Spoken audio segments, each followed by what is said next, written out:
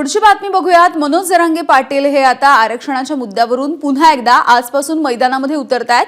मनोज जरांगे पाटील यांचं आंतरवाली सराटीमध्ये आमरण उपोषण सुरू होत आहे। सकाळी 10 वाजल्यापासून मनोज जरांगे पाटील हे उपोषणाला सुरुवात करतील।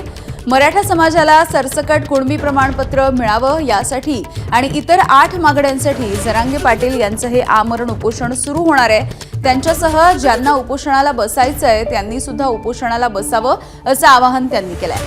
फडणवीस आता मराठ्यांशी बेईमानी करणार नाहीत, ती सरकारला परवडणार देखील नाही असा इशारा सुद्धा आता जरांगे पाटील यांनी दिलेला आहे।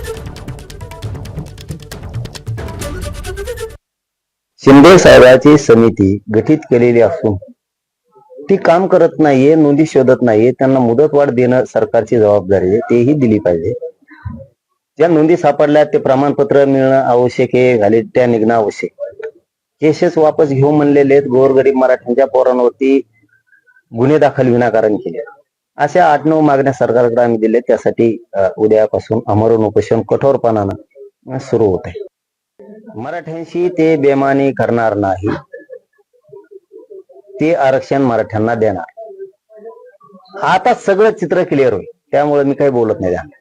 हा सगळं चित्र क्लिअर होईल। सरकारला, मुख्यमंत्री फडणवीसांना मराठे मोठे होऊ देव वाटते की नाहीत हे आता उघड पाडणार आहे। त्यांना मराठ्यांच्या पोरांविषयी, गोरगरीब मराठ्यांचे लेकरं मोठे व्हावेत की नाही व्हावेत हे वाटतंय का नाही, हे आता रिझल्ट येणार आहे। लगेच 100% ते मागण्या मान्य करणार नाही, केल्यावर मग दाखवतो उपोषणाच्या नंतर। अगोदर त्यांच्यावरच अपेक्षा ठेवावं लागणार आहे। सरकार ते फक्त ढकलाढकली बंद झाली आता। एबीपी माझा, उघडा डोळे बघा नीट।